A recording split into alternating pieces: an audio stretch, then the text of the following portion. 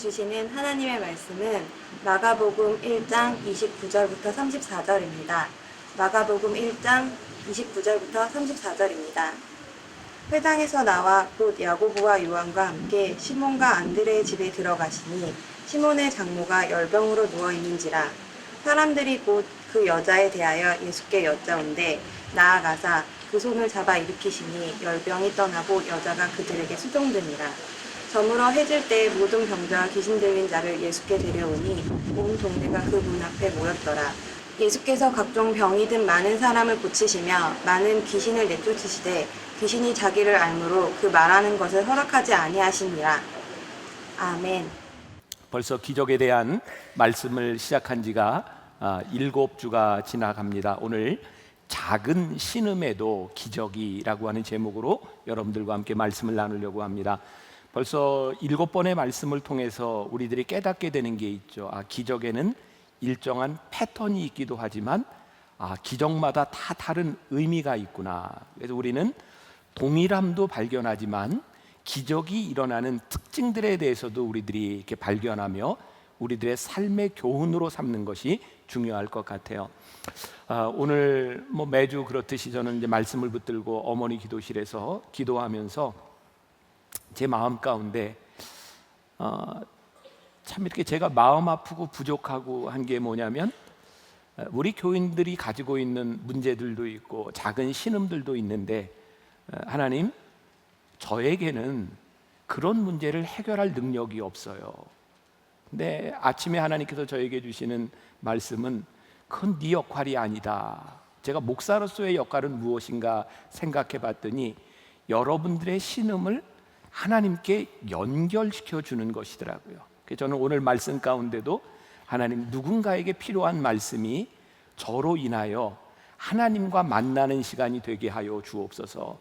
저는 그런 기도를 하고 이 자리에 섰습니다. 그러니까 제가 의지하는 것은 하나님의 능력이고 저는 그렇게 쓰임받기를 원하는 마음으로 이 자리에 섰으니까 우리들이 함께 기도하며 말씀 가운데 들어가면 좋을 것 같습니다.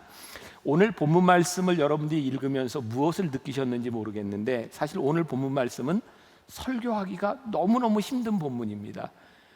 다른 기적들은 여러 가지 스토리들이 있는데 여기는 별로 스토리가 없어요. 이걸 가지고 무슨 설교를 하지?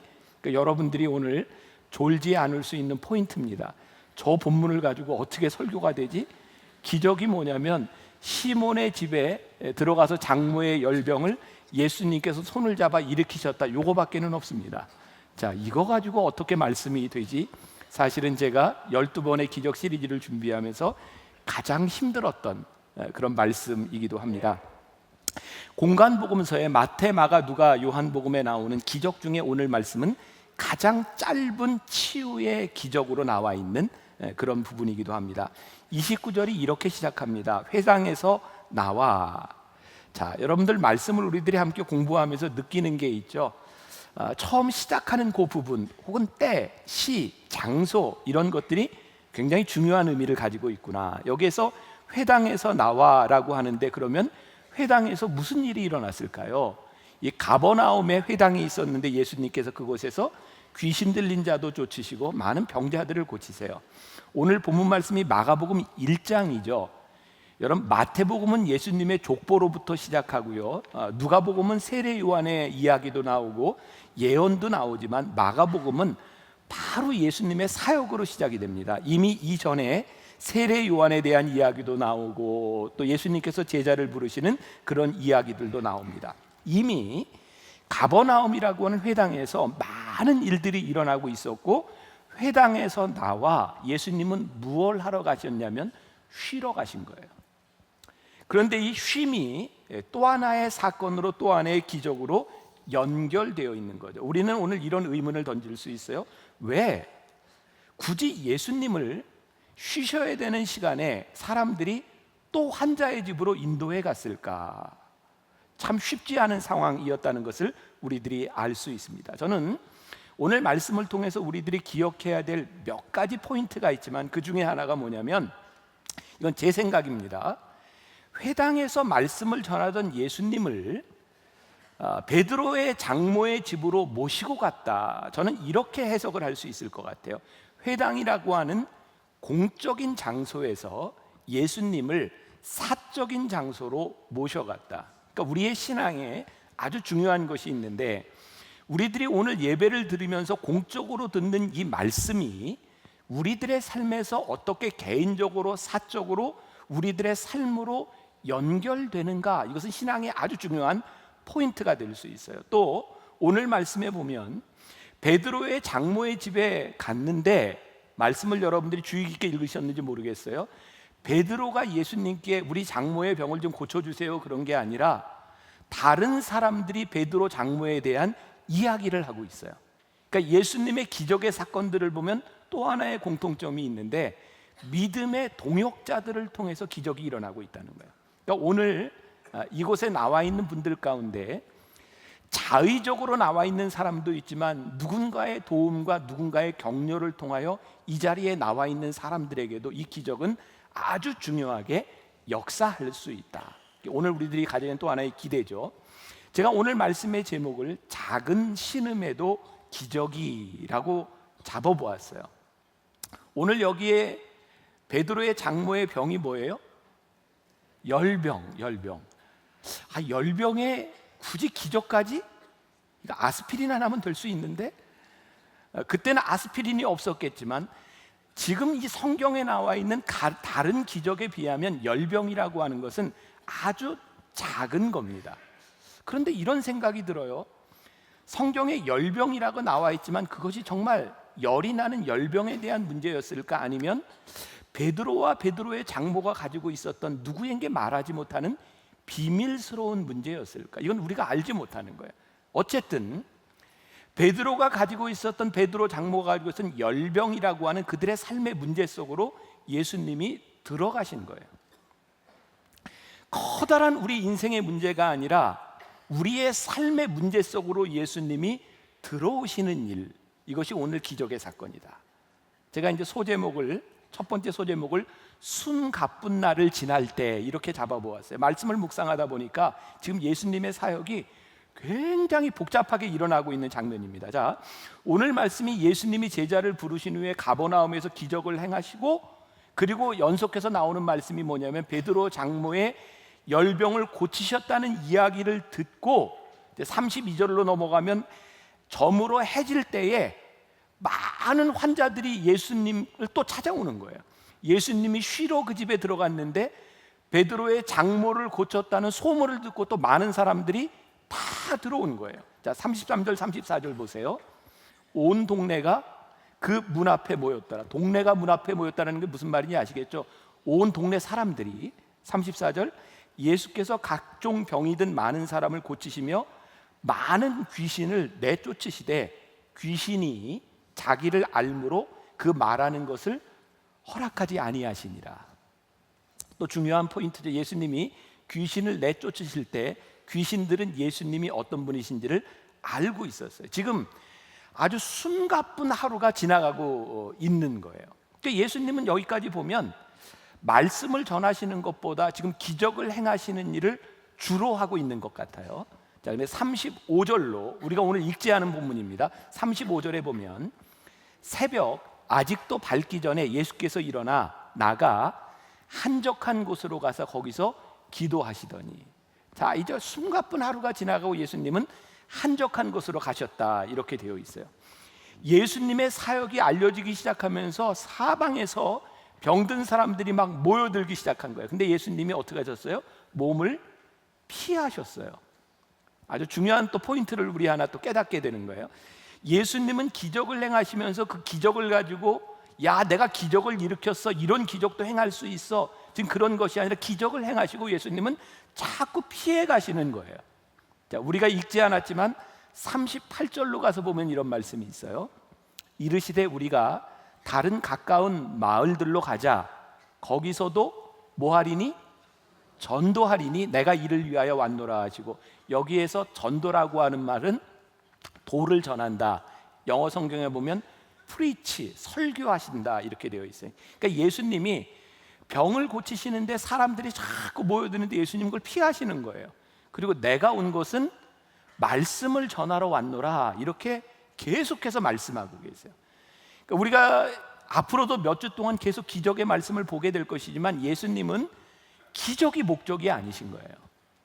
그러니까 우리가 예수님이 행하시는 기적을 보면서 그 기적이 가지는 의미를 우리들이 보지 못한다면 기적은 우리들에게 우상이 되거나 기적은 오히려 우리들의 신앙을 망가뜨릴 수 있어요. 기적이 우리들에게 중요한 의미를 가지는 것은 예수님의 목적을 우리들이 바로 알 때예요. 오늘 제가 중요한 말씀을 드려요. 우리의 신앙에서 참 위험한 게 있는데 그건 뭐냐면 주객이 전도되는 거예요. 여러분들이 오늘 여기에서 예배드리는 이유와 목적, 여러분들이 하나님을 믿고 살아가는 이유와 목적, 이 주객이 전도되는 일이 참 많이 있다는 거죠. 말씀을 준비하면서 어떤 목사님이 저에게 그런 소스를 줬어요. 어떤 정부 부처에서 그렇게 공문을 내버렸대요. 이 종이를 절약하기 위해서 이면지를 활용하시오. 그랬더니 각 부처에서 이면지를 활용하기 위해서 맨 종이를 복사해가지고 이면지 이렇게 찍어가지고 사람들에게 보여주는 거예요. 이면지를 활용하라고 하는 것이 절약하라고 하는 것인데 주객이 전도돼서 이면지를 일부러 만들어서 쓰고 있는 일들이 있는 거예요. 또 실제로 어떤 일들이 있냐면 사람들이 이제 사무실에 일을 효율적으로 하기 위해서 데스크탑이라고 그러죠. 이렇게 책상에 놓는 컴퓨터가 아니라 노트북 컴퓨터를 이렇게 이제 줍니다. 저희 교회에도 이제 모든 사역자들이 노트북 컴퓨터를 많이 가지고 있는 거예요. 노트북 컴퓨터가 편하기는 한데 문제가 뭐냐면 도둑 맞을 염려가 있잖아요. 그랬더니 어떤 회사는 노트북을 다 줬더니 도둑 맞지 않으려고 다 고정을 시켜놨대요. 주객이 전도되는 거죠. 그러니까 사실 우리들이 정말 신앙에서 중요하게 알아야 되는 것이 뭐냐면 이유가 뭐냐? 하나님이 우리를 왜 부르셨는지 그것을 깨닫지 못하면 우리는 굉장히 자기중심적인 사람이 되는 거예요. 우리가 하는 많은 일들 가운데 하나님의 마음이 떠나가잖아요. 우리가 굉장히 강팍한 사람이 돼요. 섬기는 일들이 어느 날부터인가 내가 섬기는 게 내 일이 되어버리면요, 그 섬김을 통해서 사람들에게 상처를 줘요. 그러니까 저는 목회를 하면서 교회 안에서 정말 좋은 신앙을 가지고 하나님 앞에 헌신하던 사람들이 어느 순간부터인가 철저하게 율법주의자가 되는 것을 봐요. 그리고 마음이 너무너무 아픈 거예요. 하나님, 저 사람이 저렇게 시작하지 않았을 텐데, 하나님의 은혜를 처음 알았을 때 그 마음이 얼마나 좋았는데 어느 날부터인가 바리새인처럼 하나님의 일을, 하나님의 마음을 잃어버리고 내 일에 이렇게 함몰되어 버리는 사람이 되었는가? 그러니까 우리의 신앙에 있어서 이 기적의 이야기를 보면서 정말 주객이 전도되지 않도록, 주님의 마음을 잃어버리지 않도록 우리들이 신앙 안에서 올바로 서지 않는다면 우리는 참 잘못될 수가 있겠다. 우리 신앙 안에서 일어나는 참 많은 문제들은요, 가만히 보세요. 우리에게 열심이 없기 때문이 아니에요. 어느 날 열심히 사명을 대신하는 거예요. 이건 제가 제 스스로에게 너무너무 많이 느끼는 거죠. 저에게 하고 싶은 일이 너무 많아서 제가 너무너무 열심히 일을 하다 보면 일을 하고 있더라고요. 제가 사명자가 아닌 거예요. 그건 여러분들에게서도 동일한 일일 것 같거든요. 자, 이제 예수님 그 상황을 보세요. 예수님의 제자들이 얼마나 신났을까요? 막 오면 예수님이 병자들을 다 고쳐줘. 그러면 우리들이 흔히 생각할 수 있는 상황이 벌어졌을 거예요. 이제 사람들이 예수님 만나기도 힘드니까 제자들에게 청탁을 내지 않았을까요? 어떻게 좀 해줘봐, 좀 만나게 해줘, 막 이러면서. 그러면 안 되는데 이러면서 얼마나 신났을까요? 내가 따라다니고 있는 예수님, 사람들이 와서 환호하는 그것을 얼마나 신나했을까요? 근데 예수님께서 하시는 말씀이 뭐냐면 사람들을 떠나서 한적한 곳으로 가시는 거예요. 제자들에게 가르치고 있는 게 뭐예요? 아니야, 이 기적을 통해서 나의 영광이 드러나거나 사람들의 병을 고치는 것이 내가 온 것으로 생각한다면 이거 잘못된 일이야. 왜냐하면 이 일을 통하여 그들이 회개하고 하나님께로 나아가지 않는다면 병을 고치는 기적의 역사는 그 사람에게 아무 의미가 없는 거야. 제가 종종 그렇게 이야기하죠. 죽은 나사로를 살리셨던 예수님, 죽은 나사로도 결국은 또 죽는 거예요. 아무리 병을 고쳐도 늙으면 또 죽는 거예요. 만일 그것이 우리들의 목적이 된다면 불로장생을 찾아 살아가는 세상 사람과 우리들이 다를 게 무엇이 있는가? 그러니까 우리에게는 이 병 고침의 역사를 통해서 우리들이 회복해야 되는 사명이 없다면 이 기적은 우리들에게 아무 의미가 없을 수도 있어요. 자, 본문으로 이제 돌아가서 저는 또 이렇게 소제목을 잡아봤어요. 예수님 앞에서 하찮은 것은 없다. 오늘 이 이야기가 열병이라고 하는 것이 다른 사람들의 질병에 비하면 하찮은 것이라고 여겨질지 모르지만 사실은 저는 이런 상상을 하거든요. 베드로 장모의 집에서 일어난 일이에요. 예수님과 베드로가 수제자와의 관계를 맺는 건 물론 믿음의 고백도 있지만 그 고백이 아니더라도 베드로는 예수님과 특별히 친한 관계를 가지고 있었어요. 저에겐 이런 상상이 가능한 거예요. 적어도 베드로가 그의 인생에 아주 심각한 문제가 아니었을지라도 자기 장모의 열병의 문제를 가지고 예수님을 만났다는 거예요. 예수님과 아주 사적인 관계들이 시작됐다는 거예요. 여러분, 우리들의 관계는요, 아주 작은 것 같지만 작은 문제에서부터 관계들이 형성돼 가기 시작하는 거죠. 커다란 문제가 아닌 우리들의 삶의 작은 문제들 가운데서 우리들이 예수님을 만나는 일, 오늘 제가 여러분들에게 이런 도전을 드리고 싶어요. 여러분들의 삶에 어떤 커다란 문제가 일어났을 때, 아니 정말 엄청난 사건이 일어났을 때 뿐만이 아니라 우리들의 삶의 작은 신음과 문제들 가운데서 우리는 주님과 어떤 관계들을 맺고 살아가는가. 어제 저녁에 저는 어떤 우리 교회 한 부부와 저녁 식사를 하게 되었습니다. 근데 그분이 치과를 하는 분이에요. 신앙생활한 지 얼마 안 됐고요. 뭐 여러 가지 이야기를 이제 하다가 치과 이야기가 나오다 보니까 자연스럽게 이 이야기가 나오잖아요. 그 이야기를 하다가 그분이 목사님은 이가 참 예쁘네요. 보이세요? 잘 안 보이세요? 제가 이가 굉장히 예쁩니다. 교정을 했냐고 묻더라고요. 저 교정 안 했어요. 또 어떻게 이렇게 이가 예쁠까요? 저희 어머니가 기도해 주셨어요. 여러분 굉장히 우습죠? 저는 초등학교 때부터 목사가 되기로 했거든요. 저희 어머니가 제가 목사가 된다는 이야기를 듣고 제 이를 놓고 기도하기 시작하셨어요. 왜냐하면 제가 중학생이 되었을 때 이를 갈고 나서 소위 이렇게 대문짝 이빨이라고 이가 이렇게 쩍 벌어진 상태에서 이가 너무너무 안 좋았어요. 저희 아버님을 기억하시는 분이 있는지 뭐 저희 아버님도 이가 굉장히 못났습니다. 저희 어머니가 저희 아버님을 볼 때마다 설교할 때 그게 보기가 안 좋아서 목사가 되겠다고 하는 제 아들을 놓고 어머니가 기도하신 거예요. 하나님, 병삼이가 목회자가 되겠다고 하는데 설교할 때 보이는 저 이를 하나님 치유해 주세요. 근데 저에게 놀라운 기적이 일어났어요. 남들은 우연이라 그럴지 모르지만 제가 중학교 2학년 3학년 때 비빔밥을 먹다가 나물에 걸려가지고 어금니가 빠졌어요. 한쪽이. 엿을 먹다가 엿에 붙어가지고 이빨이 또 하나가 빠졌어요. 그리고 1년 만에 이렇게 됐어요. 제가 어머니한테 이렇게 얘기했어요. 엄마, 왜 제 아랫니를 놓고는 기도를 안 하셨어요? 그랬더니 이렇게 말씀하죠. 기도할 때 아랫니는 안 보이더라.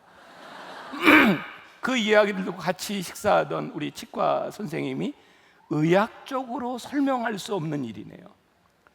누군가는 우연이라고 이야기할 수 있어요. 그런데 저에게는 어렸을 때 그 기억이 남아있는 거예요. 목사가 되겠다고 하는 아들의 일을 놓고 기도했던 그 관계 속으로 들어갔던, 내가 부르심을 받았을 때에 목회자가 되려고 하였을 때에 나를 위해 기도하셨던 어머니가 있구나.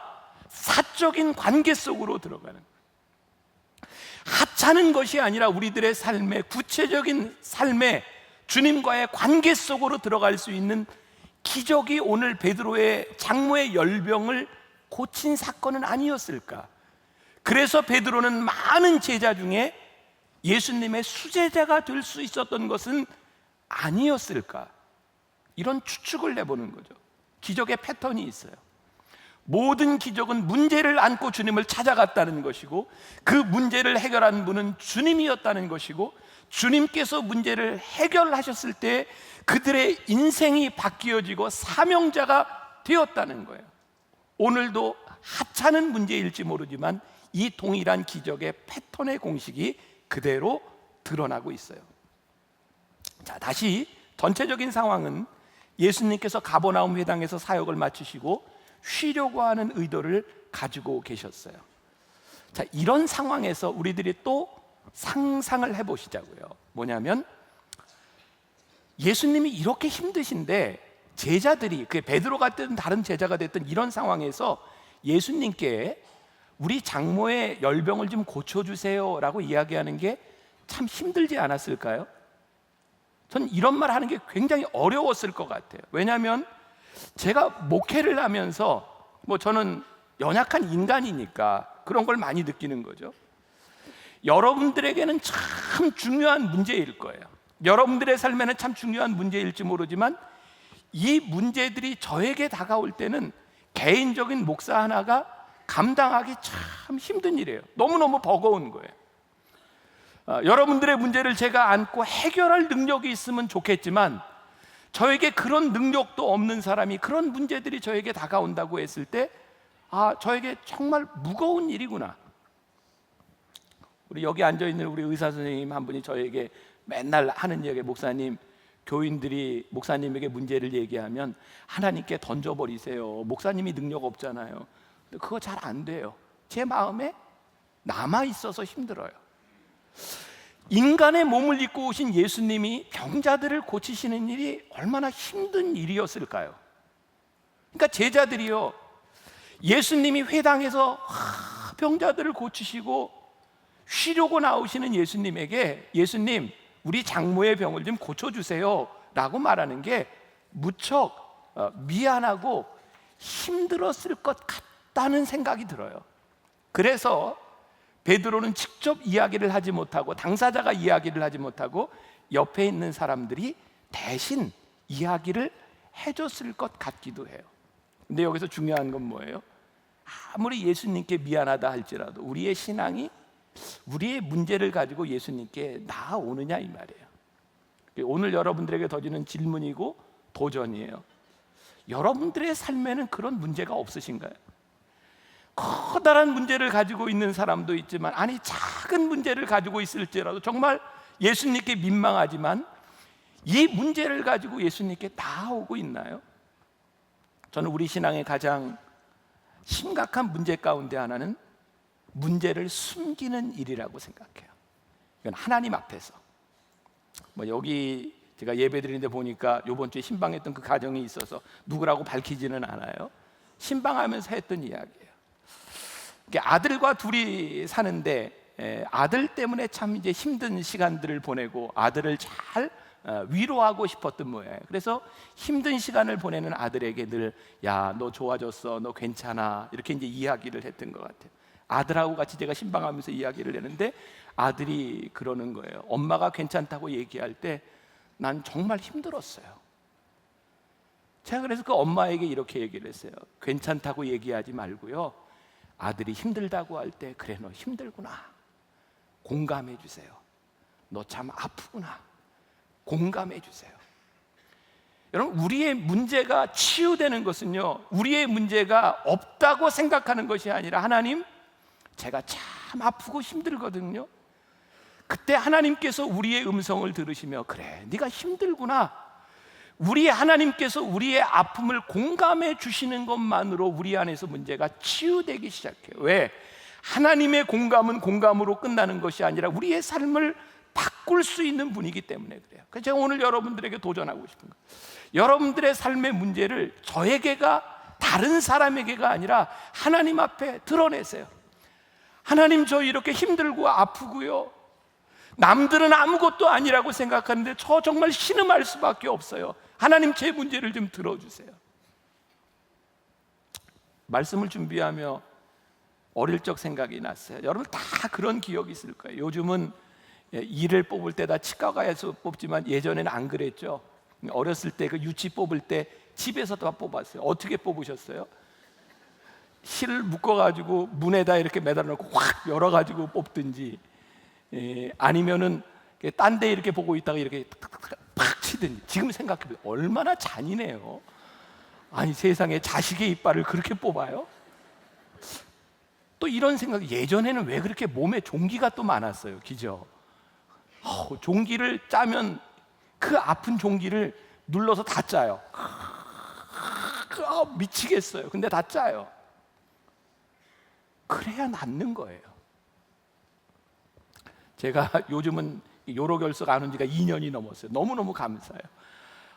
제가 8번이나 요로결석 와서 뭐 응급실에 갔을 때 막 몰핀을 맞고 그래도 잘 안 낫는데, 제가 요로결석이 처음 왔으니까 얼마나 아픈지를 모르잖아요. 그러니까 아이고 차병원에 가면 다 교인들이고 막 이렇게 하는데, 아는 교인들 앞에서 목사가 막 소리 지르고 그러기도 민망하잖아요. 그래서 저는 침대를 붙잡고요, 이게 진통제를 맞고 참았어요. 이를 악물고 참았어요. 너무너무 아픈 거예요. 아니 진통제를 맞았는데, 그러니까 제가 스스로 생각하기에 내가 혹시 엄살은 아닌가? 그래서 이러고 있는데 의사 선생님분이 저한테 목사님, 아프면 아프다 그러세요. 소리도 좀 지르세요. 소리 지르면 좀 덜 아파요. 아프다 그러세요. 그래서 제가 소리를 내기 시작했어요. 소리를 내기 시작했어요. 조금 나아지는 것 같더라고요. 오늘 하나님께서 우리들에게 그렇게 말씀하실 거예요. 그래, 너 많이 아프지? 신음을 좀 내. 괜찮아. 남들 볼 거 없어. 그래, 아프지만 괜찮아. 오늘 하찮은 신음 같은 우리의 소리도 들으실 준비가 되어 있는 하나님 앞에 우리의 신음을 내는 것, 그것을 기다리시는 주님은 아닐까. 아마 우리 교인들 중에 제가 만났을 때 이런 인사를 제일 많이 받았을까. 평안하시죠? 그리고 여러분들이 여러 루트로 저에게 메일이나 이렇게 이제 문자가 왔을 때 제가 이렇게 보내는 첫 번째 이렇게 문구 중에 하나가 평안하세요. 이런 문구를 제가 제일 많이 씁니다. 전 2가지 이유가 있어요. 하나는 정말 목회자의 마음으로 우리 교인들의 가정이 평안했으면 좋겠어요. 또 하나는 우리의 삶에 늘 평안한 가정이 없다는 거예요. 그러니까 제가 평안을 묻는 것은 평안했으면 좋겠고, 정말 문제가 있는지 없는지를 알고 싶은 거예요. 그리고 그 문제가 있다면 우리들이 어떻게 이 믿음 안에서 이 문제를 해결할까를 고민해 보자는 거예요. 우리의 인생이 얼마나 불안해요. 우리 주변엔 진짜 불안한 일들이 많잖아요. 참, 세상에 우리나라 청소년 사망률 1위가 자살이잖아요. 청소년 가출 1위가 대한민국인 거 아세요? 위암 발병률 1위가 대한민국이에요. 이제 오늘 이제 여러분들 가다가 그 얘기 들었으니 배 아프면 암 아닌가 막 이제 걱정이 돼요. 우리 염려거리가 참 많아요. 언젠가 제가 교인들하고 이야기를 하는데 우리나라 어떤 항공사에 어떤 기종의 그 비행기가 사고가 났는데, 그분이 그 다음 날 똑같은 비행기를 탔대요. 근데 똑같은 기종의 비행기가 사고 날 확률이 얼마나 있겠습니까? 근데 내내 불안하더라는 거예요. 아무튼 지금 여러분들에게 제가 여러분들의 인생에 불안했던 거 한번 얘기해 보세요. 막 나올 거예요. 우리의 인생에 불안한 일들이 얼마나 많아요. 근데 우리 주님이요, 우리들의 문제 가운데 와서 이렇게 부르시는 거예요. 평안하니? 너 평안해? 그 말은 우리의 문제를 안고 주님 앞에 우리 주님을 우리의 삶에 모시고 우리의 문제를 이야기할 수 있는 사람이 되었으면 좋겠다.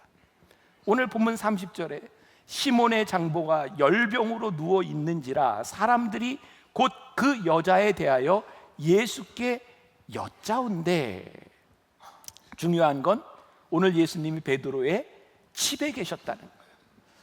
베드로는 송구에서 자기가 예수님께 차마 이야기하지 못할 일이었지만 같이 있던 누군가가 예수님께 이야기하는 거죠. 어떻게? 예수님이 그곳에 계셨기 때문이에요. 그리고 예수님께 그 이야기를 했을 때 모든 기적이 그랬던 것처럼 금기가 깨어져요. 자, 여기에 열병이라고 했고 여자라고 이야기를 했어요. 당시 유대 나라에는 열병이 걸린 사람들에게 손을 대면 안 돼요. 더운 나라이기 때문에 이게 전염병처럼 번질 수 있기 때문에 열병이 들린 사람에게 손을 대는 것은 옳지 않고요. 또 이 예수님 당시에 외간 남자가 열병이 걸린 여자의 손을 대는 것은 금기 상황이에요. 근데 예수님의 기적을 보면 틀이 깨지고 금기가 깨어져요. 근데 놀랍죠? 예수님께서 우리들의 삶의 금기를 깨고 우리들이 깨지 못했던 틀을 깨면 우리의 육신의 질병이 나을 뿐만 아니라 우리들의 삶의 고립에서부터 우리들이 해방되기 시작하고 자유하기 시작하고 우리들의 삶의 새로운 역사들이 일어나기 시작하는 거예요. 오늘 우리들이 깨지 못했던 신앙의 금기, 하나님 앞에서 우리들이 아직 깨지 못했던 우리의 불신앙의 모습들, 하나님 앞에서 깨어지기 시작할 때, 말씀 이렇게 준비하면서 떠올랐던 여인이 하나 있어요. 사무엘상 1장에 나오는 한나였어요. 한나가 자식이 없어서 하나님께 가서 기도하는데, 성전에 나가서 기도하는데, 사무엘상 1장 10절에 보니까 이렇게 되어 있다. 한나가 마음이 괴로워서 여호와께 기도하고 통곡하며. 근데 그것을 보고 있던, 우리가 잘 아는 얘기죠, 엘리 제사장이 한나에게 뭐라고 얘기해요? 너 언제까지 술 취해 있을 것이냐? 그랬더니 한나가 자기 사정을 이렇게 이야기해요. 나에게 아이가 없어서 내가 이렇게 통곡하고 울고 있습니다. 그랬더니 엘리가 이제 이렇게 얘기를 합니다. 하나님이 내가 기도하여 구한 것을 허락하시기를 원한다. 그랬더니 한나가 평안한 마음으로 갑니다.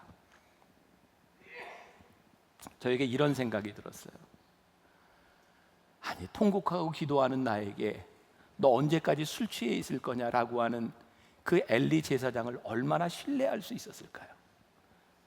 근데 한나가 하나님께서 네 기도를 들으실 거야 라고 하는 말을 듣고 평안히 갑니다. 제가 이제 말씀을 준비하면 제 속에 있는 느낌이죠. 늘 저에게 있는 고민이 뭔지 아세요? 우리 교인들과 여러분들의 기도 제목을 들으며 내가 무슨 자격이 있나? 내가 무슨 자격으로 이렇게 기도할 수 있나? 근데 한나를 보니까 엘리의 자격, 그 인격의 자격을 본 것이 아니라 하나님께서 세워주신 그 사람이 하는 말을 듣고 아멘으로 받았어요. 그 평안히 갑니다. 그러니까 제가 오늘 하나님, 제가 어떻게 설교를 할까요? 제가 무슨 자격으로 설교를 할까요? 근데 오늘 새벽에 하나님이 저에게 주신, 오늘 성도들을 향하여 오늘 이 말씀을 전하며 너의 신음과 너의 통곡이 하나님께 응답되기를 원한다 라고 선포하는 이 말은 내가 가지고 있는 인격적인 자격에 대한 문제가 아니라 오늘 설교자로 목회자로 세워주신 그 자격으로 교인들을 위하여 선포할 수 있다.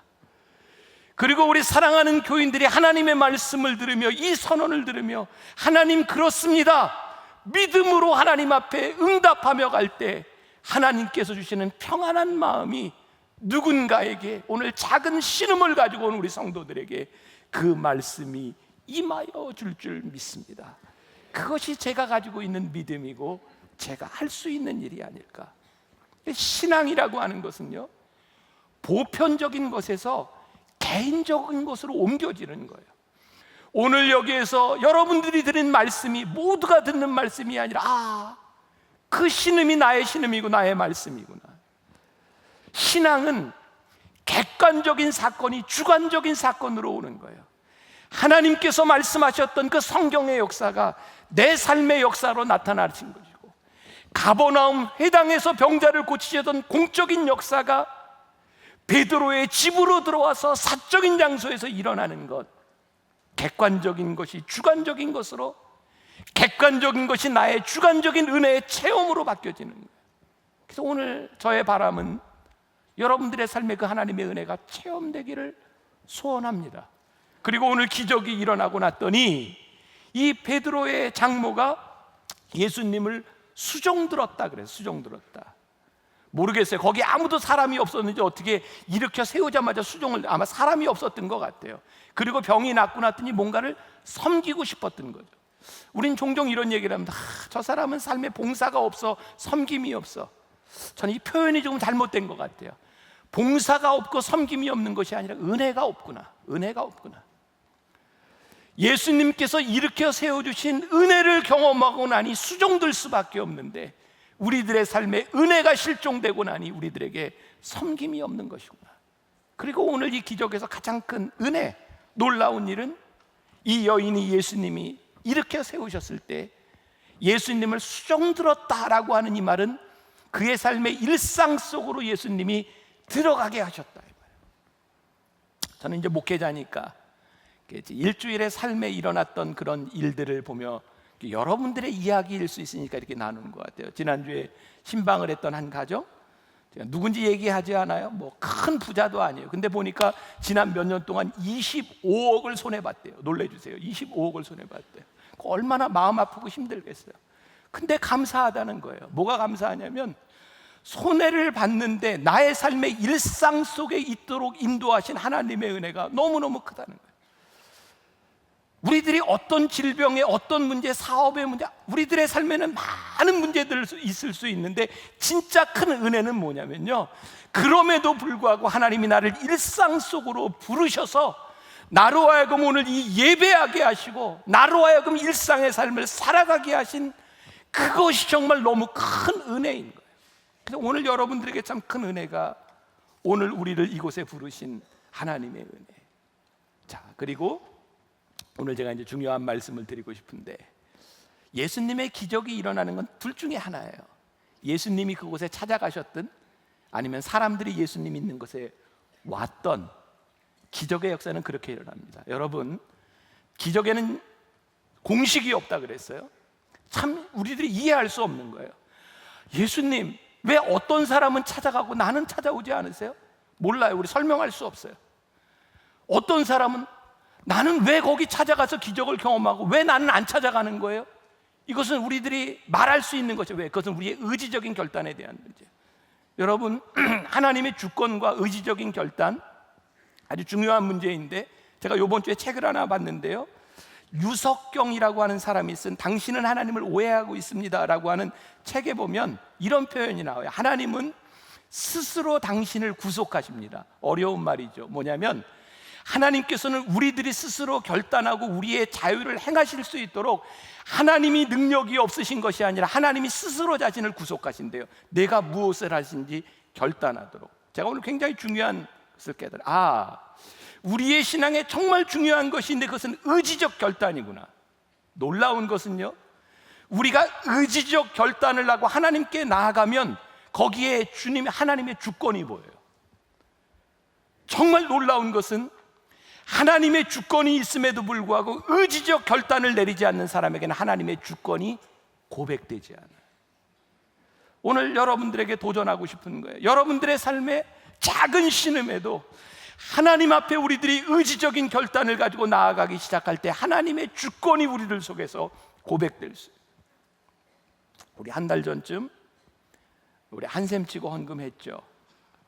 제가 그제 화상으로, 화상 전문병원에 누워있는 우리 정범식 권사님을 신방하고 왔어요. 너무너무 감사한 건 무엇보다도 살아났고요, 지난주부터 걷기 시작한 거예요. 저는 그렇게까지 위중한지 몰라요. 2달 동안 의식이 없이 있었어요. 부산에 있다 이제 올라왔는데 그분이 이런 얘기를 하더라고요. 너무너무 억울한 거예요. 사고가 났는데 회사에서 그 사고 처리를 하지 않으려고 증거를 없애고 하는 과정에서 너무너무 화가 나고 분이 나고, 의식이 없는 순간에 누워있을 때는 친구들도 찾아오고 했는데 이제는 그렇게 찾아오는 사람도 많지 않은데 깨닫게 된 것이 정말 교인들의 기도, 끝까지 찾아오는 교인들의 모습을 바라보면 교회 공동체가 이런 것이구나. 그리고 그분이 2달 동안 그 의식불명 상태에서 꿈을 꾸며 막 불구덩이로 끌려가는 그런 꿈을 꾸며 그때마다 줄이 내려와서 자기를 이렇게 끌어내는 것을 보면 그때마다 우리 교인들이 기도했구나. 본인은 그런 체험을 가지고 있는 거예요. 전 그분을 보면서 눈물 흘리는 그 모습을 보면서 하나님께서는 어떻게 저분에게는 이런 은혜를 베푸셨을까? 근데 그런 생각이 드네요. 이분에게는 이런 은혜가 임했지만 이 은혜가 모든 사람들에게 공식적으로 임하는 것이 아니라 하나님, 나의 삶에는 하나님 어떤 은혜로 저에게 주실 것인지, 나에게 주시는 은혜를 내 삶의 의지적인 결단으로 내 삶에 하나님 앞에 나아가며 작은 신음에도 응답하시는 하나님 앞에 나아가며 내 삶에 임하시는 하나님의 은혜를 고백할 수 있는 사람이 되게 하여 주옵소서. 우리들 각자에게 임하는 하나님의 은혜가 있지 않을까. 예레미야 33장 3절에 너는 내게 부르짖으라 내가 내게 응답하겠고 내게 알지 못하는 크고 은밀한 일을 내게 보이리라. 보니까 역할 분담이 딱 돼 있더라고요. 우리가 할 일은 부르짖는 일이고요, 하나님이 행하시는 일은 우리가 알지 못하는 비밀한 일을 행하시는 분이에요. 기적은 우리의 공식이 아니라 우리의 삶에서 하나님이 행하시는 일을 우리들이 경험하는 거예요. 사도 바울은 이렇게 이야기합니다. 아무것도 염려하지 말고 다만 모든 일에 기도와 간구로 너희 구할 것을 감사함으로 하나님께 아뢰라. 그리하면 모든 지각에 뛰어난 하나님의 평강이 그리스도 예수 안에서 너희 마음과 생각을 지키시리라. 오늘 작은 신음에도 우리들에게 평강으로 임하시는 하나님의 능력이 여러분들에게 임할 수 있기를 주님의 이름으로 간절히 축원합니다. 우리 한번 찬양으로 고백할까요? 하나님의 사랑을 사모하는 자, 하나님의 평강을 바라보는 자.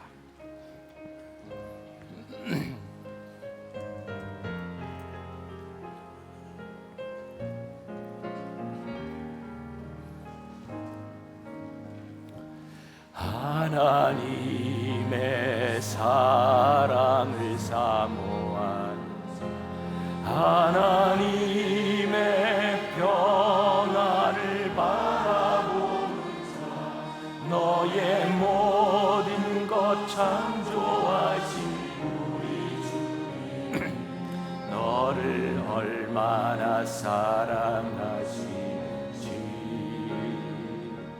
하나님께 찬양 경배하는 자, 하나님의 선하심 닮아가는 자, 너의 모든 것 창조하신 우리 주님이 너를 자녀 삼으셨네.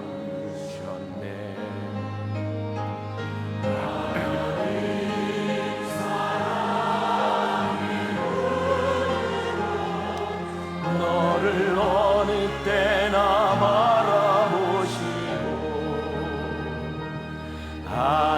하나님인 자 비로소 언제나 너에게 기울이시니 어두움에 밝은 빛을 비춰주시고 너의 작은 신음에도 응답하시니 너는 어느 곳에 있는지 주를 향하고 주만 바라보시라. 하나님의 사랑, 하나님의 평안을 바라보는 자, 너의 모든 것 창조하신 우리 주님이 너를 얼마나 사랑하시는지 하나님께 찬양,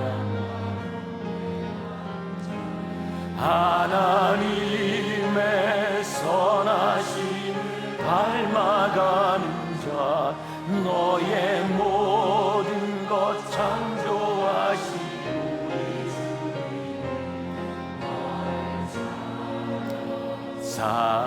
삼으셨네. 우리 일어나 찬양합시다. 하나님 사랑의 눈으로 너를 어느 때나 바라보시고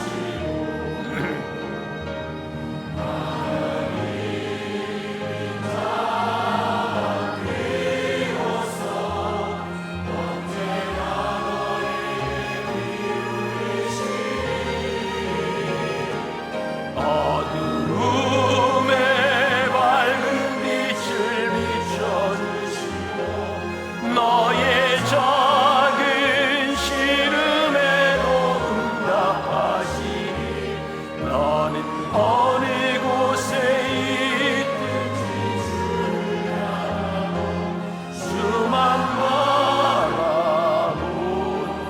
하나님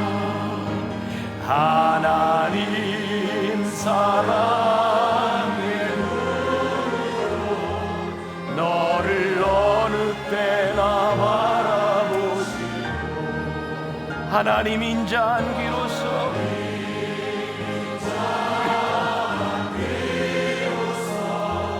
언제나 너에게 기울이시니 어두움에 밝은 빛을 비춰주시고 너의 작은 신음에 응답하시니 너를 어느 곳에 있든지 주만 바라볼지라 주만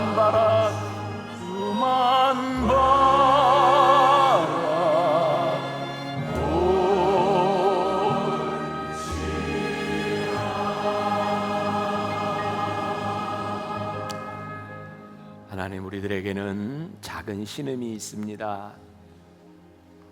남들에게는 아무 일도 아닐지 모르지만 우리들에게는 참 아프고 힘든 일들도 있습니다.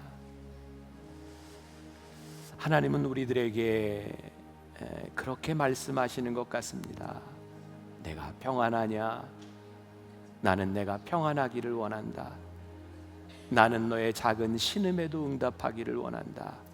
하나님, 우리가 하나님 앞에 많은 사람의 하나님이 아니라 나의 하나님을 고백하게 하시고 많은 사람들의 문제가 아니라 나의 문제를 안고 하나님 앞에 나오게 하여 주옵시고 오늘 이 성전 가운데 임하시는 하나님이 아니라 내 삶에 임하시는 하나님 붙들고 이 세상으로 나아가는 사람들 되게 하여 주옵소서.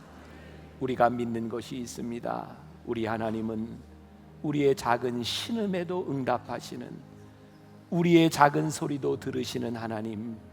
그래서 우리가 믿음으로 하나님 앞에 기도합니다.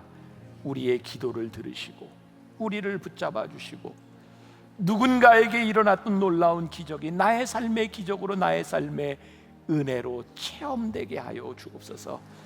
오늘도 하나님 앞에 드려진 귀한 예물, 이 예물이 쓰여지는 곳에 또 다른 하나님의 은혜가 선포되게 하여 주옵시고 또 다른 누군가의 생명을 살리게 하여 주옵시고 하나님이 함께 하시는 평안의 역사가 일어나는 귀한 예물 되게 하여 주옵소서. 우리 성도들의 삶 가운데 물질로 인하여 어려움 당하지 않도록, 물질로 인하여 범죄하거나 하나님께로부터 멀어지지 않도록 이들의 삶을 지키시고 축복하여 주옵소서. 지금은 우리 주 예수 그리스도의 은혜와 하나님 아버지의 무한하신 사랑과 성령의 인도하심이 우리의 작은 신음에도 응답하시는 하나님을 바라며 나가는 당신의 사랑하는 모든 백성들 위해 지금부터 영원까지 함께 하시기를 간절히 축원하옵나이다. 아멘.